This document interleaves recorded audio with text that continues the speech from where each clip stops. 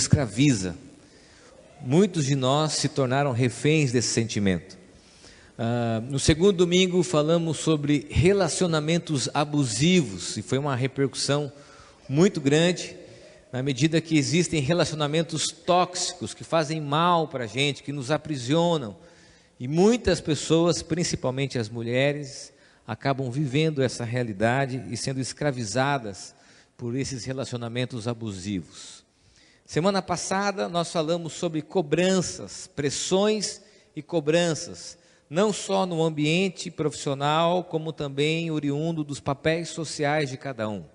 Nós vivemos constantemente pressionados, cobrados, seja no nosso trabalho, seja também no nosso ambiente familiar, e isso acaba de alguma forma nos aprisionando. E hoje eu queria falar sobre talvez uma das prisões que saltam aos nossos olhos diante da cultura atual, do comportamento atual da sociedade, que todos nós estamos inseridos. E eu quero dizer que para mim foi um grande desafio, porque eu também estou dentro dessa realidade, e minha esposa está aqui me ouvindo, então tudo aquilo que eu falar também vai ser um comprometimento na nossa relação, e eu queria falar sobre tecnologia alienante. Tecnologia alienante. O que é a expressão alienante? É aquilo que tira a gente da realidade. É aquilo que nos distancia da nossa origem e do nosso propósito. A alienação é tudo aquilo que vai inibir a nossa ação, mas que também, num conceito talvez mais filosófico ou sociológico, vai nos tirar do nosso propósito, que vai tirar os nossos olhos de algumas realidades. E talvez esse seja o grande prejuízo da tecnologia dos dias atuais, a alienação. Eu quero ler com você 2 textos de Isaías e depois fazer uma problematização para a gente se conectar a essa realidade. E nós vamos olhar para esse texto, e esse texto, nós vamos estudá-lo, vai trazer considerações importantes diante dessa prisão que é a tecnologia alienante. Eu quero ler primeiro Isaías 46, do versículo 12 e 13, e depois Isaías 33, versículo 13. Diz assim: escute-me, vocês de coração obstinado, vocês que estão longe da retidão, estou trazendo para perto a minha retidão, ela não está distante e a minha salvação não será adiada. Concederei salvação a Sião e meu esplendor a Israel. Nós vamos voltar um pouquinho lá no livro de Isaías ainda, profeta Isaías 33, versículo 13. Diz assim: vocês que estão longe, atentem para o que eu fiz. Vocês que estão perto, reconheçam o meu poder. Quando nós falamos sobre tecnologia, é claro que isso influencia diretamente a nossa vida. Todos nós somos influenciados por essa tecnologia. Ela mudou os nossos hábitos e a nossa rotina. Nós, querendo ou não, estamos imersos numa cultura que hoje celebra algumas conquistas da tecnologia. Micro-ondas, não é verdade? Vou brincar um pouquinho, porque o tema tem muito a ver com a nossa rotina. Vamos falar a verdade, como não é bom você ir num restaurante e dar um tablet para um filho e você poder comer um pouco em paz. É um dos recursos, né? Sim, vamos falar dos excessos. TV a cabo, internet, celular. Você já imaginou? A gente fala de celular. Quem é da minha época lembra que nós tínhamos telefone fixo em casa. E às vezes você saía de manhã, voltava só à noite. E aquela preocupação, a mãe e o pai iam ligando nas casas que tinham telefone fixo para ver se você tinha passado naqueles pontos. Isso é interessante. A tecnologia, ela nos traz benefícios. Pô, Netflix, vamos ser sinceros, que coisa boa que é o Netflix, gente. Vamos falar das coisas boas também, né? Existem muito e-mail, você poder fazer movimentações bancárias no celular, você não precisa fazer fila. O meu primeiro trabalho foi de office boy, eu tinha 11 anos, eu saía com o meu irmão na rua, Tamiquiste, Tacana e Registro, para fazer depósito bancário. Imagina, Pegava uma folhinha, um elástico, tem depósito? Tem. Íamos para a fila fazer um canhotinho ali com aquele papel. Voltávamos lá com um recibinho. Era assim. A tecnologia trouxe benefícios, porém, a gente precisa avaliar que muito do que ela traz também, ela nos proporciona infelicidades e rouba o nosso tempo, a nossa atenção, ao ponto de nos escravizar e de influenciar as nossas relações de amizade e a nossa relação até com a cultura. Então a gente tem aqui a tecnologia oferecendo coisas boas, das mais diversas, e oferecendo o quê? Também coisas ruins. Nós temos que fazer essa avaliação. Nós precisamos ter o discernimento que a tecnologia nos oferece coisas muito boas. Você poder conversar com um amigo hoje, com um familiar do outro lado do mundo, por um aplicativo. Isso é uma tecnologia fantástica, aproximar as pessoas em tempo real. Agora, nós também temos que ter honestidade de dizer que essa mesma tecnologia nos escraviza e causa alguns problemas. Olha só que problemas essa tecnologia nos causa. Primeiro, a diminuição da nossa janela de atenção.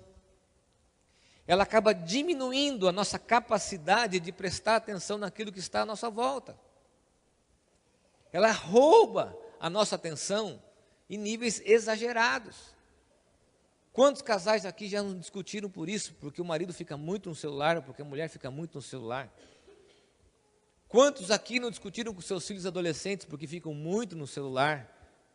Ou se a gente andar de ônibus, de metrô, ou a gente talvez ir no aeroporto, você vai perceber o quanto as pessoas estão conectadas, direcionadas, em atenção à tecnologia, ao aparelho eletrônico. Há uma imagem que nós fizemos essa mensagem com a equipe, que eu queria que a Raquel colocasse. Isso é real, não é fake.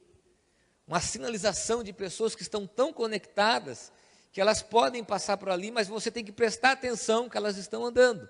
Uma outra imagem coloca um sinalizador num farol, no chão, porque as pessoas não estão o quê? Prestando atenção. Trânsito. Há uma campanha para que as pessoas não usem o celular no trânsito, porque rouba a nossa atenção, e a gente acha que dá, e vem as multas. A gente está assistindo televisão conectado com o celular, conversando com as pessoas, e a nossa janela de atenção tem sido diminuída. Talvez você está aqui prestando atenção no que eu estou falando, mas você está corroendo por dentro de vontade de olhar para o celular que está vibrando no seu bolso, com notificações. Então a nossa atenção tem sido o quê? Prejudicada com excesso de tecnologia. Se nós olharmos para os nossos filhos, nós vamos perceber o malefício disso. Eles conseguem prestar atenção em várias coisas, mas não tem profundidade em nenhuma delas. Nós vivemos como zumbis. Alguém precisa fazer assim, ó, gente, passamos do limite. Um outro prejuízo drástico é o prejuízo dos relacionamentos. Nós fomos esses dias tomar café, eu com a Aline, nós temos esse hábito, que a gente olhou para as mesas à volta, sem brincadeira, não quero ser aqui exagerado, 4, 5 casais sentados, olhando não um para o outro, cada um para o seu celular. E nós nos tornamos já habituais a isso. É muito comum, e talvez eu tenha feito isso com você, me perdoe porque eu estou inserido nessa mensagem. Nós estamos conversando olho no olho, e às vezes nós estamos ali conversando num assunto, você nem pede mais licença, você tira o celular, olha, é verdade, você divide a atenção, causa um prejuízo na relação. As famílias estão sofrendo com isso, não só no que diz respeito ao celular, à internet, a uma série de coisas que tem o quê? Distanciado as pessoas.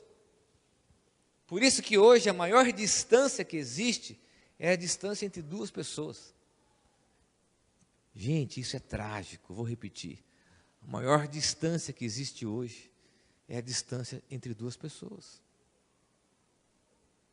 Nós precisamos olhar para essa enfermidade, para essa prisão que a tecnologia nos proporciona. A gente entra em casa, cada um vai usufruir de uma tecnologia. A gente usa a tecnologia, eu já falei sobre isso, eu nem coloquei como consideração, mas vou relembrar, para preencher o tempo, numa consulta, num trajeto de viagem. Não é assim? Parece que ela ocupa mais a vida da gente, mas isso gera mais ansiedade, ao ponto de roubar a nossa atenção e a gente acompanhar nas redes sociais casos de acidente, pessoas tropeçando, coisas mais trágicas, porque a tecnologia tem roubado de nós e tem nos dado prejuízos do ponto de vista de relacionamento. Eu tenho 14 anos de pastorado, me julgo ainda um pastor jovem diante daqueles que têm mais experiências, mas o que eu tenho atendido de casais e relacionamentos que têm sido impactados por essa relação e por esse prejuízo com a tecnologia. E aqui eu vou tocar numa ferida: pornografia. Grupos de WhatsApp têm devastado relações familiares, de vínculo, de namoro, de noivado, e tem alienado as pessoas. É demais, é excesso, é excesso. Se nós pararmos para pensar nessa questão do prejuízo de informação, prejuízo de relacionamentos, perdão, nós vamos avançar naquilo que nós chamamos de excesso de informação. É muita informação, e eu não quero aqui ir para aspectos técnicos, nós nos descobrimos aqui até limitados diante de tudo que já existe. Mas preste bem atenção, esse excesso de informação tem gerado em nós dois tipos de enfermidades. A primeira, chamada nomofobia, do termo em inglês no mobile phone phobia, ou fobia de ficar sem celular. Hoje um dos maiores medos que as pessoas têm é de acabar a bateria do celular. Descontrole, porque a bateria acaba. Acabando a bateria, você não tem mais controle sobre aquilo que está acontecendo virtualmente. Isso causa uma ansiedade, porque você não acessa a informação, e você vai na estação do metrô, por exemplo, como a Sé, e tem um setor de tomadas, você parece um grupo de pessoas. O que está acontecendo aqui? Um monte de gente próximo de tomada, conectado. Talvez se nós víssemos essa imagem há 10 anos atrás, nós nos assustaríamos, mas para nós virou uma realidade. A nomofobia, dependência psicológica, afetiva do celular. E aqui nós podemos considerar algumas coisas graves. Vou tocar em algumas feridas aqui. A gente acha bonito quando um bebezinho, uma criança, olha para o celular e sorri, achando que isso é uma grande expertise dela. Olha como ela é rápida. É claro que ela olha para o celular. Quem diz isso são os estudiosos, porque a família está orbitando em torno do celular, e para ela o celular chega a fazer parte da família. Se todo mundo olha para ele, eu vou olhar e vou sorrir. E a gente acha isso a coisa mais natural do mundo, mas na verdade a criança já está enferma por essa cultura dominada pela tecnologia. E ninguém para pensar o quão insano isso é. Nós não conseguimos mais, nos tornamos escravos. Agora, há uma outra enfermidade chamada FOMO, chama-se Fear of Missing Out, angústia de acompanhar a vida alheia nas redes sociais. É uma enfermidade. Você tem uma ansiedade por saber o que está acontecendo na vida das pessoas, e os stories, eles acabam gerando isso. O que está acontecendo? Eu perdi, eu preciso olhar, chegar em casa, ver o que aconteceu para trás, notificação. Você está dormindo, vibra o celular, você pula, porque você quer saber o que está acontecendo na discussão daquele grupo. Ainda mais se deu alguma treta lá, você não quer perder nenhum comentário. Nós dormimos, e a última coisa que nós fazemos antes de dormir é olhar para o celular. E a primeira coisa que nós fazemos quando acordamos é olhar para o celular. E o que me espanta é quando nós acordamos, é a quantidade de mensagem que nós recebemos de bom dia. Meu Deus do céu. Sermões, banners, flores, gifs, tudo isso. sem que ninguém perceba os excessos, sem que ninguém reflita o quanto isso tem nos escravizado, a tecnologia. O quão limítrofe é o positivo do negativo, o positivo da alienação, de tirar o foco de coisas importantes, de ser um instrumento de manipulação da massa, e que nós sequer paramos para pensar. O quão grave é isso? As nossas crianças talvez sejam as mais afetadas. Falo isso como pai, porque é uma briga constante em casa, com videogame, com Netflix, com tudo que você imaginar de eletrônico. Você consegue colocar ali algumas leis, algumas regras. Eu até compartilhei isso aqui no grupo de conexão. Nós chegamos lá em casa, eu e a Aline, e fizemos a lei. A lei é o seguinte, é 1 hora para cada um, tal. Chegou no outro dia, vi que um estava no horário do outro. O que está acontecendo? Não, nós trocamos. Espera aí, não pode trocar. No outro dia, outro jogando no horário, o que foi? Não, acontece que eu troquei por ele com uma bolacha e tal, não sei o quê. E você vê o que Deus passou no Antigo Testamento com a lei, né? Sempre há uma possibilidade de cortar, de recortar e de ir. Os canais de YouTube que influenciam o comportamento das pessoas, gerando conteúdo para os nossos filhos exagerado, com hipérbole. Nós vamos até falar nos próximos finais de semana aqui, vou dar uma oficina para os pais de 9 a 11 anos, que são as maiores vítimas dos YouTubers. Uma das características dessa geração é uma geração histérica, hiperbólica, tudo exagerado.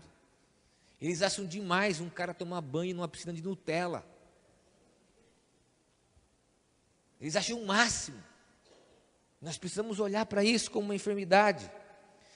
Quando eu falo, por exemplo, de hábitos estranhos que se tornaram comuns, é o senso do comum que nós perdemos.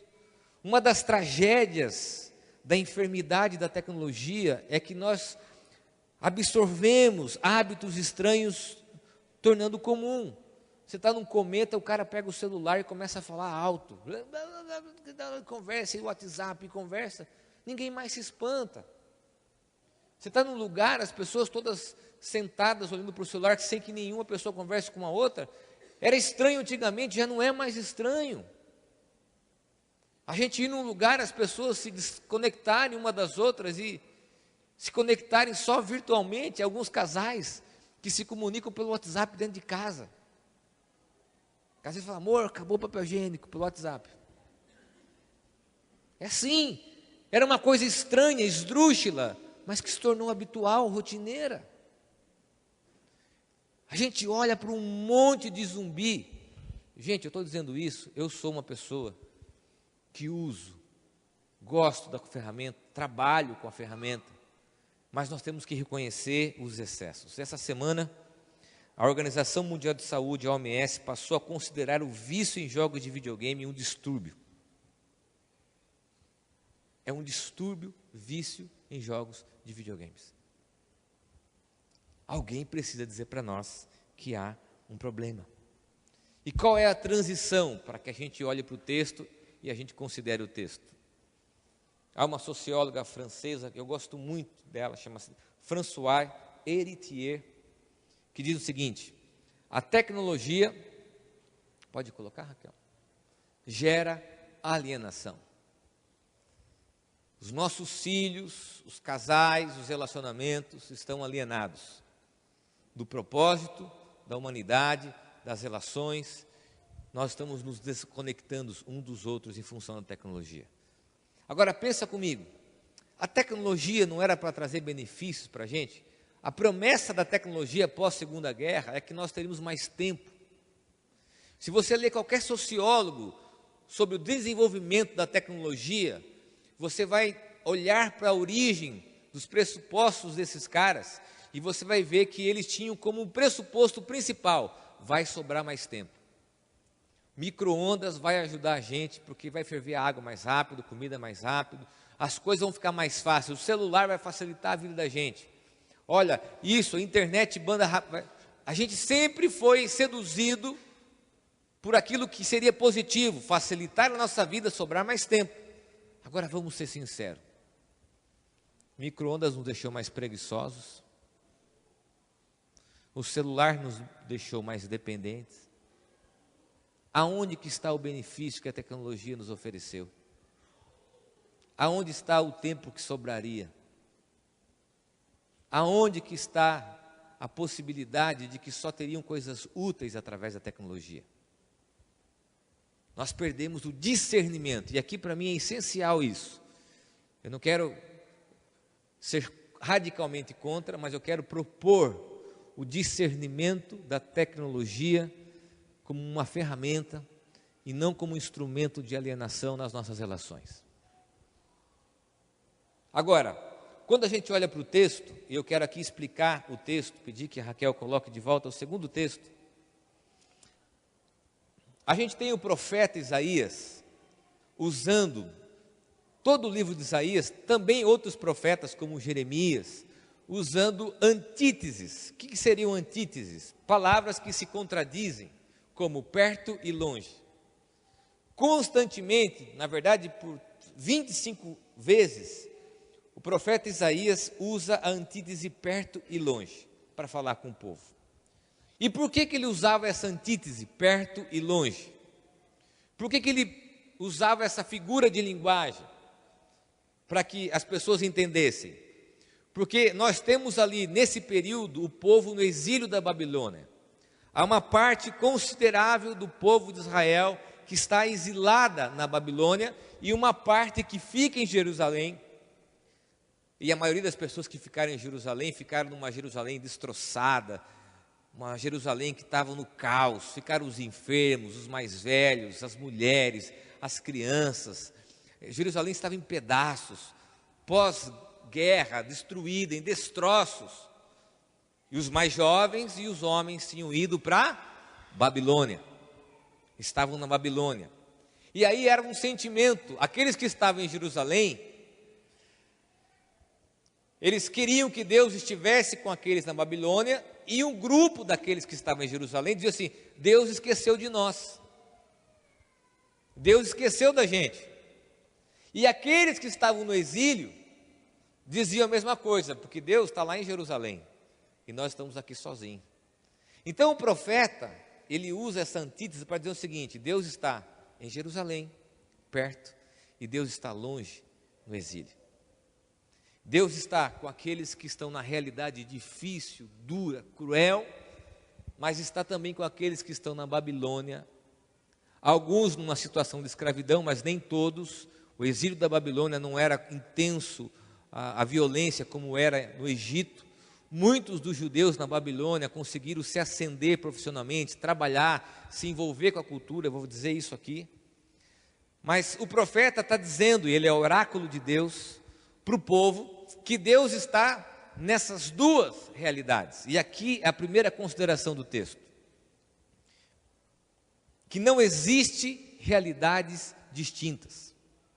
Deus está perto e longe. Deus está em Jerusalém e Deus está no exílio da Babilônia. O que isso significa? Que não há uma dicotomia. Que diante disso nós podemos compreender que Deus se faz presente em qualquer realidade, seja virtual ou real. Vou repetir isso. Deus se faz presente em qualquer realidade, seja virtual ou real. Uma das coisas que eu sempre converso com o Marco, que gosta de filosofia, a gente discute muito isso, é que dentro da concepção contemporânea já não há mais essa separação. E o texto nos mostra um Deus que para ele não existe realidades distintas. Sabe o que isso significa? Uma frase que eu escrevi que está ali dizendo o seguinte: a vida virtual não está desassociada da vida real. Ela não é uma ilusão real desconectada daquilo que somos na realidade. E aqui está o grave problema, porque muitos de nós projetamos na virtualidade aquilo que nós não somos na realidade. E nós queremos ser alguma coisa que nos destroços de Jerusalém nós não conseguimos ser. É como se essa realidade virtual fosse o exílio. Vou fazer uma analogia bíblica. A vida real, Jerusalém, em destroços, e o exílio, a vida virtual. Sabe o que acontece? É que muitos de nós achamos que está desassociado. Eu posso criar um personagem e ser quem eu quero ser. Uma vida admirável, as pessoas olham para mim e me veem lá com aquelas fotos lindas no espelho, elas me veem fazendo biquinho para foto, elas me veem nos meus stories. Sabe por quê? Porque do ponto de vista da sociologia, na vida virtual, não é aquilo que nós somos, mas aquilo que nós desejamos ser. E isso é um grave problema, e talvez a grande mentira do que a tecnologia nos oferece. Qual é o desafio? Que você seja a mesma pessoa no ambiente real e no ambiente virtual. Que você não caia na cilada de achar que o ambiente virtual é uma projeção daquilo que você não é na vida real. Sem máscara, sem mentira, sem fuga. Porque tem muito cara que se esconde no celular para fugir dos conflitos da vida, porque tem muito filho que se esconde nos jogos porque está cansado de ouvir os pais brigarem, porque tem muitas famílias que vão um para cada canto porque não se suportam do ponto de vista das relações físicas e preferem um ambiente virtual. Aliás, dentro da geração Z, daquilo que nós vamos falar com os pais de 9 a 11 anos, eu tenho um filho nessa idade, e que está exigindo demais de mim, você não sabe o quanto. Eles sabem se expressar melhor eletronicamente do que fisicamente. Eles se sentem mais seguros para falar por WhatsApp, para dizer coisas através das redes sociais, do que olho no olho. É a característica de uma sociedade que está achando que pode fazer essa gestão entre o real e o virtual. E o que o texto está dizendo é que não. É que Deus é um Deus que está em todas as realidades. E que Ele sabe quem nós somos. Não precisa mentir, manipular, distorcer diante de uma falsa percepção do mundo. Deixa eu dizer uma coisa para você, e essa é a aplicação dessa consideração. O convite de Deus para nós nesse texto é que não haja separação entre o real e o virtual, seja uma coisa só, sem máscaras, sem filtros, sem manipulações, sem expectativa de agradar os outros, ficar refém de que os outros achem de nós, mas sim de uma forma muito honesta, compreendendo de que Deus está nas duas realidades. Deus está na realidade virtual e na realidade real. Assim como Ele estava no exílio, estava em Jerusalém. Ele é Deus de perto e Deus de longe. Então essa falsa matrix, essa falsa sensação que nós estamos sendo contaminados, contagiados, ela não existe. Ela não existe. Porque a vida real, Jerusalém, continua sendo Jerusalém. Eu quero dizer essa mensagem para homens, mulheres, jovens e adolescentes, uma aplicação. Não cai nessa armadilha. Não se esconda no ambiente virtual. Não fuja da realidade nesse ambiente. Segunda consideração, o profeta está preocupado porque no exílio o povo estava sendo roubado, estava sendo roubada a identidade do povo. Quem estava no exílio estava sendo fortemente influenciado pela cultura babilônica, ao ponto de que muitos judeus tinham deixado de orar, deixado as práticas religiosas, e o profeta está questionando, dizendo o seguinte: olha, vocês estão abrindo mão de hábitos e adquirindo outros comportamentos da cultura. Sabe por quê? Porque o exílio estava sendo atraente. A cultura babilônica era mais próspera. Muitos estavam sendo bem-sucedidos. E o profeta diz o seguinte: vocês não podem se esquecer de que o lugar de vocês não é aqui. O lugar de vocês é a realidade, é Jerusalém. O que isso nos faz lembrar? Que muitos de nós estamos optando por uma vida virtual Estamos negociando valores e hábitos, e isso está contaminando a forma que nós somos. Haja vista esse ambiente de redes sociais para agredirmos as pessoas, para ofendermos as pessoas, e isso está contaminando as nossas relações, assim como o exílio estava contaminando o povo judeu. A vida virtual está nos contaminando. Assim como o exílio estava roubando hábitos, práticas espirituais religiosas de Jerusalém, do povo hebreu, a vida virtual está nos atraindo, está roubando de nós. Você quer ver um exemplo drástico disso? Tempo com os nossos filhos. Se o exílio roubava coisas importantes do povo hebreu, nós preferimos o celular e as notificações das redes sociais do que uma boa conversa, uma boa brincadeira com aqueles que nós amamos. A gente chega ao ponto de dizer, não, é importante isso, só preciso responder. Aliás, é uma loucura isso. Quem disse que nós temos que responder na hora as mensagens? Você reparou para pensar nisso? Quem disse? Várias mensagens e você se vê obrigado. Quando nós escrevemos essa mensagem, eu falei assim, eu preciso me livrar desse hábito. Eu estou trabalhando e você precisa se ver aprisionado na gestão do tempo, de que precisa responder. Não precisa responder. Porque se for importante, alguém vai ligar. Aliás, um parênteses aqui, essa noção e esse prejuízo da atenção e do tempo tem mudado o nosso senso de urgência. Vou contar aqui uma história, os mais velhos vão lembrar. Se alguém ligasse na sua casa 8 horas da noite, um dia, era para te lembrar sobre algum compromisso do outro dia, era importante, principalmente uma relação de trabalho. Tocava o telefone ficava do lado da televisão, lembra disso?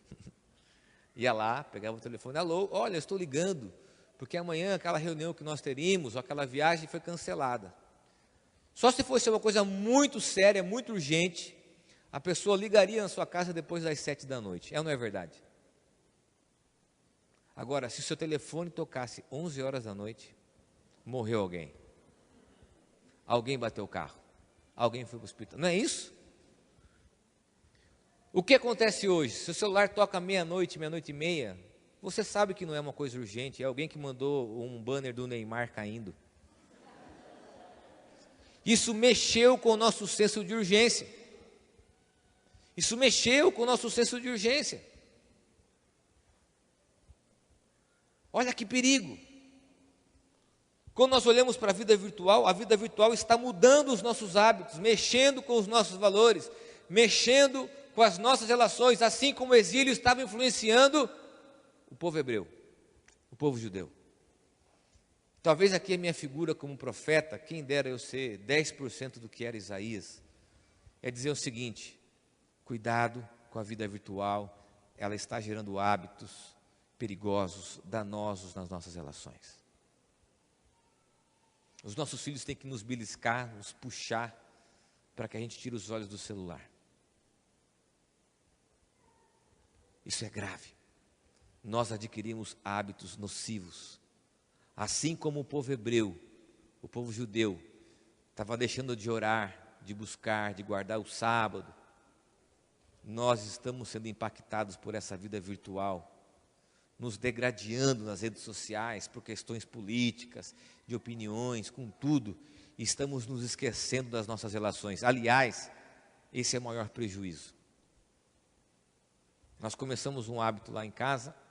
Sexta-feira à noite nós saímos sem celular, sem eletrônico. A Aline inventou umas brincadeiras lá. Ela é a parte mais criativa e bonita da minha vida, né?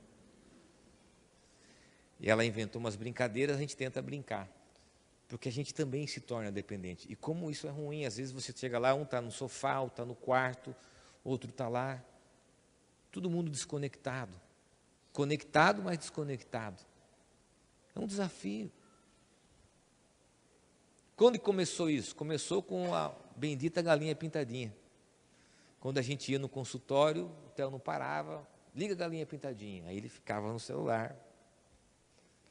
Ufa, que coisa boa, né? Que ainda bem que inventaram isso.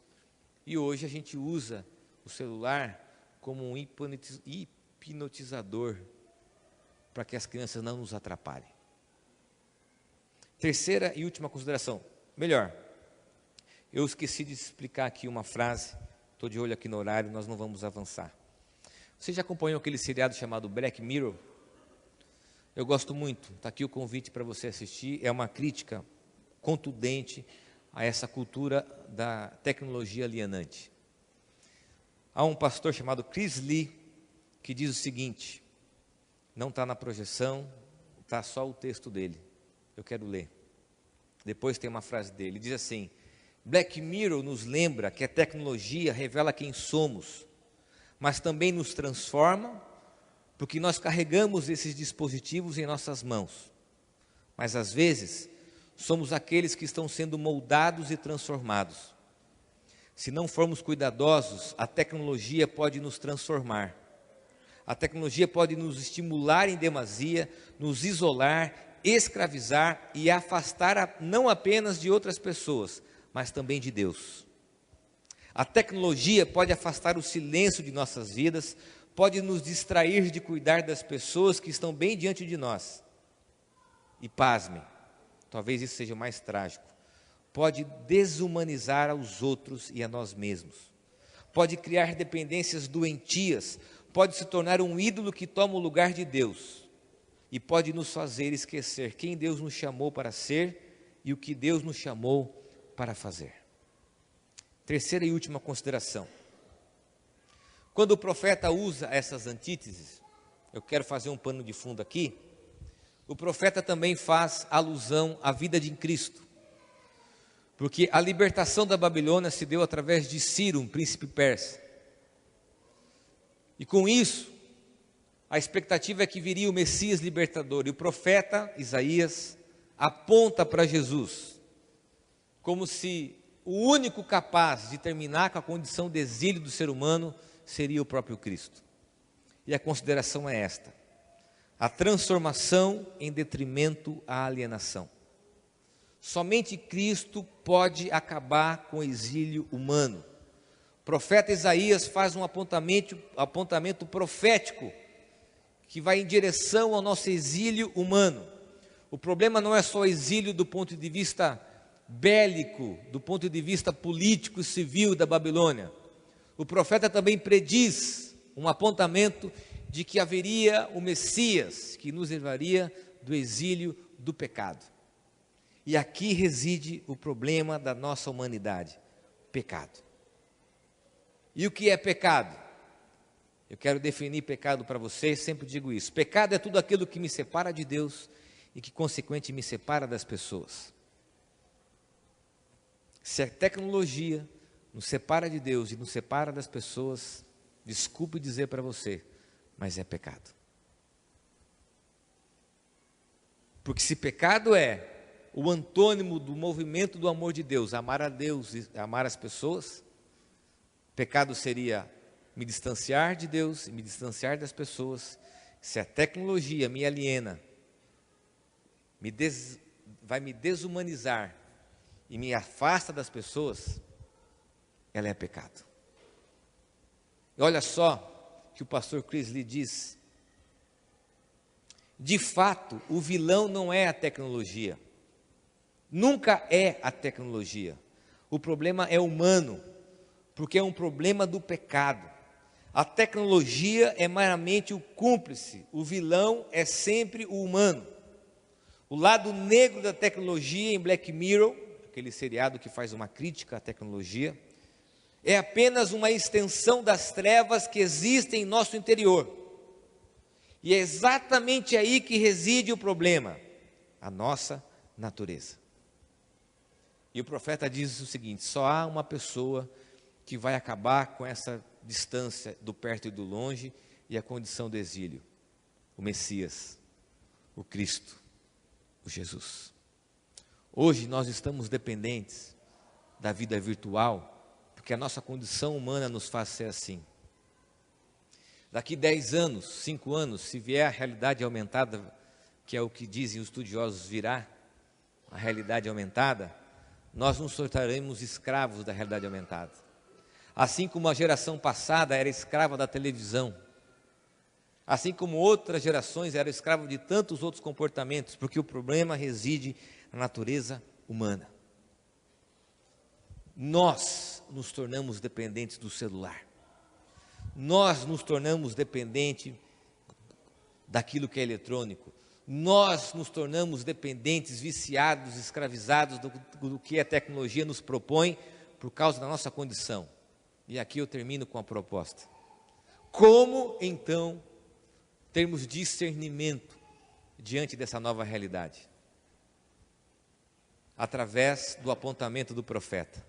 O profeta aponta para Jesus e o Cristo é aquele que pode nos libertar da condição do exílio. E o que diz João, capítulo 8, versículo 36? Se o Filho os libertar, vocês serão de fato livres. Quero terminar contando uma experiência para você. Alguns dias atrás, eu saí de casa e esqueci meu celular. Cheguei aqui na igreja, mandei uma mensagem para minha esposa, dizendo assim, perdi o celular, está tudo bem, estou aqui na igreja, não vou sair, vou estudar o dia inteiro. Gente, como foi bom. Como foi bom. Confesso que no outro dia, fiquei com uma vontade de esquecer de novo. Nós precisamos nos libertar dos excessos. Nós somos uma sociedade de adicção. Nós temos que acreditar que Deus está perto. Deus está perto. Deus está perto. Não há realidades distintas, não há a necessidade de uma vida de mentira. Nós precisamos rever as nossas relações. Nós precisamos de relacionamentos reais, de pessoas reais. Conversarmos, tocarmos, abraçarmos. Sem o instrumento da tecnologia, aliás, há um movimento crescente no mundo questionando esse excesso de tecnologia. Para que as pessoas de fato possam viver relações sinceras, plenas. Nós fizemos uma tagzinha, você deve ter recebido, simples, talvez até um clichê, que faz um convite bem objetivo. Desliga o céu e olhe para o céu. Talvez eu poderia aplicar dizendo, desliga o céu, olhe para o seu filho, olhe para a sua esposa. Desligue o YouTube, a televisão, desligue a tecnologia e perceba as pessoas que estão à sua volta. Nós precisamos nos tornar livres em Cristo dessa tecnologia alienante. Quem disse que nós devemos estar 24 horas nas redes sociais? Quem nos disse isso? Quem? Estou dizendo isso porque eu gosto.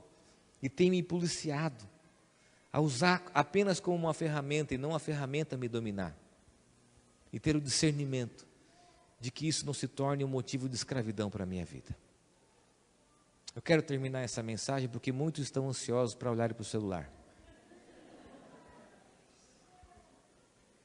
E pedir para que Deus tire as escamas dos seus olhos. E você perceba as pessoas que estão à sua volta. Que Deus tire a escama dos meus olhos. Dos meus olhos. Para enxergar os meus filhos, a minha esposa. Que Deus nos liberte da necessidade de mostrarmos uma vida que nós não temos. Que Deus nos liberte dessa concepção de que nós podemos ser o que nós sempre sonhamos ser na vida virtual. Para sermos pessoas reais. Pessoas reais. Feche teus olhos, eu quero orar com você.